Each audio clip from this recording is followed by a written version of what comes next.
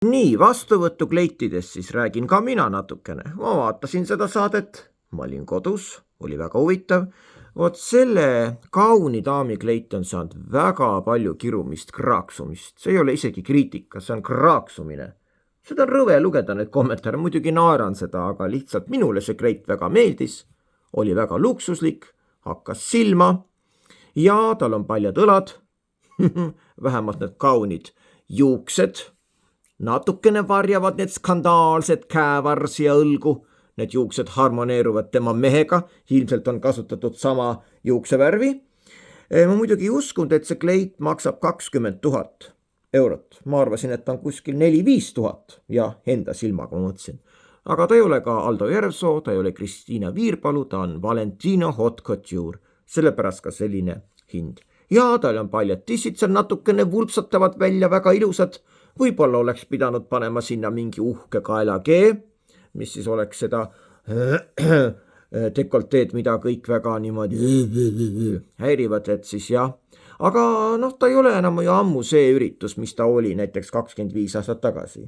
Et Carmen Kass tegi otsa lahti, kui ta tuli sinna hästi sügava dekolteega. Mäletate küll, eks ole, milline skandaal sellest tuli. Et jah, inimesed tulevad, näitavad ennast.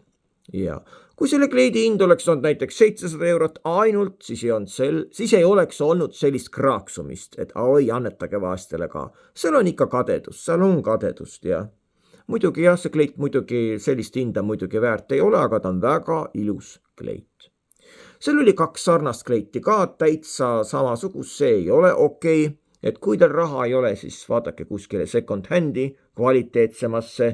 Sealt saate väga huvitava kleidi, 60, 70, 80, 90, panete mingisugused ehete lahendused ja on väga äge.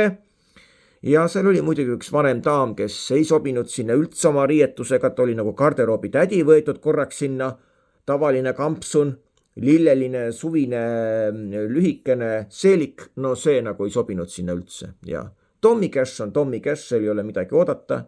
Kas ta paneb midagi väga üle võlli või siis tuleb sellise kampsuniga ja Dior. Aga Keit Pentus-Rosimannus, ma ei tea, kas ma ütlesin juba, temal on alati väga huvitavad kleidikesed seal seljas ja üldiselt inimestel olid väga ägedad riided aastasse lähevad nad julgemaks.